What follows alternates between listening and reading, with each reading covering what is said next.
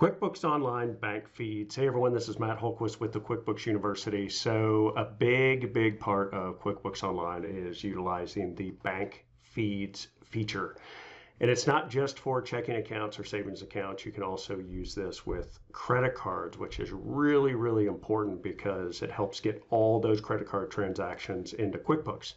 Now, some people use bank feeds just as, they don't record anything in QuickBooks until it comes through in the bank feed. And other people keep up with QuickBooks and record things in QuickBooks and then use the bank feed to match a lot of transactions. All right, so we're going to go through some of the basics of the QuickBooks Online bank feed. So here we are on the dashboard home screen, sample company file, Craig's Design and Landscape Services. So let's go over to bank transactions. So you'll see here, we have a couple of different accounts. So you're going to see the different accounts across here. If you need to link another account, whether it's credit card or bank, you can click here and go ahead and set that up. The bank feed imports all these transactions you'll see down here, and there's a lot that's going on here. Now, when you choose different ones, so if I click here, it's going to show me the savings account transactions and MasterCard over here. There's going to be these transactions. So right now we're going to focus on the checking account. You'll notice here it says bank balance minus $3,621.93, and in QuickBooks 1201. All right, so in general, you want these to match. Now, they're not always going to match because you're not updating this maybe every single day. But in general, the bank balance is supposed to be real time. I mean, it connects and it will gather those transactions. If for some reason it's not, you can click this update button and it should download those transactions.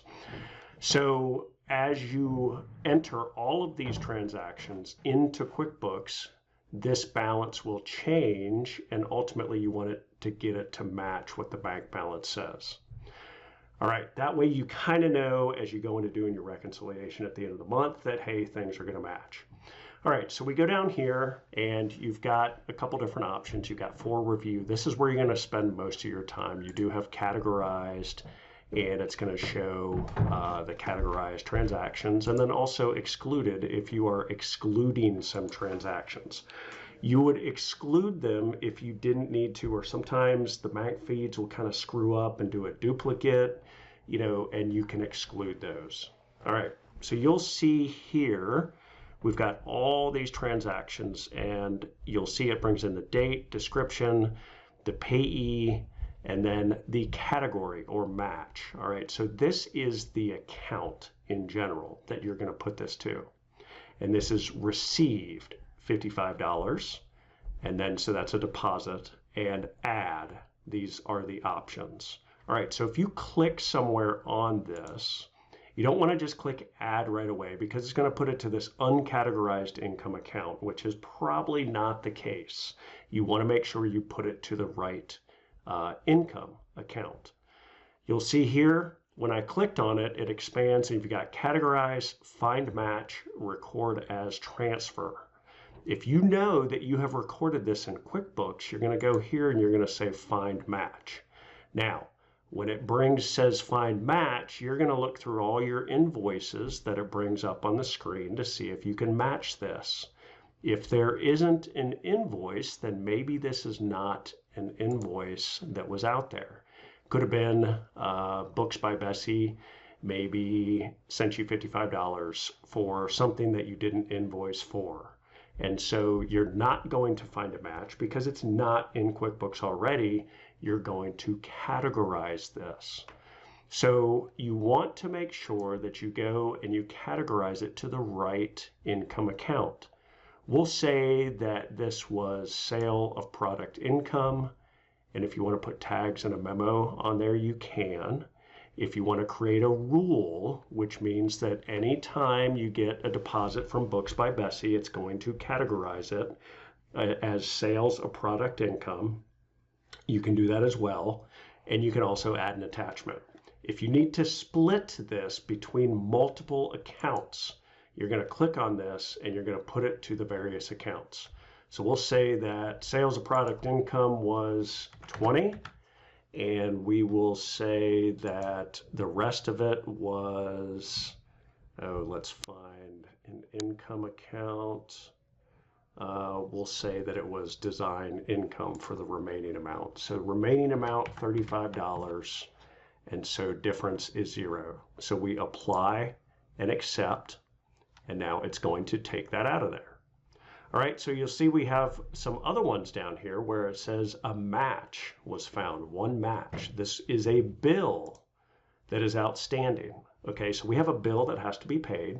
We haven't paid it yet, and it's to the same vendor. So we haven't paid it in QuickBooks, but we did pay it.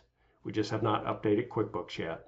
So for this one, we are going to match this to this open balance on this bill, and it will go ahead and pay that bill in QuickBooks. So let's match that. So now that bill will be gone when you go to pay bills. And then you see some here that say 2 matches. So you have to determine which one is this. All right, so if we have, it says to Pam Sites, and there's 2 matches, $75. We go down here, well, expense 76 that was entered was to Pam Sites, and this bill payment was to Books by Bessie. Well, it says Pam Sites, so we're going to match it to this expense 76 and click on match. Now, if it does bring up a match and it is not the right match, you can find other matches or simply categorize it to where it should be if it's not already recorded in QuickBooks.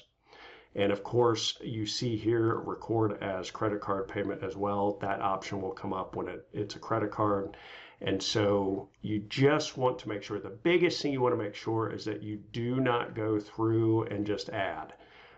I've seen more duplicate transactions entered incorrectly from the bank feeds than anywhere else in QuickBooks Online. So just make sure that you take your time, match it if it's something in there, or add it if it's not. If it's a transfer, do a transfer, payment on a credit card, etc. So those are the basics of QuickBooks Online bank feeds. If you have any questions, any comments, feel free to leave those below, and I'll see you in another video.